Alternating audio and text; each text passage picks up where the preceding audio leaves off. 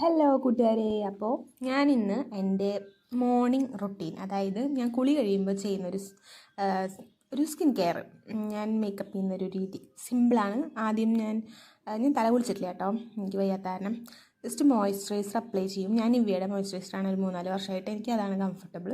അപ്പോൾ ഞാൻ moisturiser apply ചെയ്ത് കൊടുക്കും. ശരിക്കും പറഞ്ഞാൽ ഞാൻ റോസ് വാട്ടർ അപ്ലൈ ചെയ്യാറുണ്ട് അതിന് മുന്നായിട്ട്. റോസ് വാട്ടർ കഴിഞ്ഞിരിക്കുകയാണ്, അതുകൊണ്ടാണ് കേട്ടോ. പിന്നെ അതിന് ശേഷം ഏതെങ്കിലും ഒരു ലിപ് ബാം അപ്ലൈ ചെയ്യും. ഇപ്പം മറ്റേ സ്ട്രോബെറിയുടെ ഫ്ലേവറുള്ള ആ ലിപ് ബാമാണ് കേട്ടോ, എനിക്ക് ലിപ് ബാം ഭയങ്കര ഇഷ്ടമാണ്. അത് അപ്ലൈ ചെയ്ത് കൊടുക്കും. അതിന് ശേഷം ഞാനൊരു പൊട്ട് വെച്ച് കൊടുക്കും.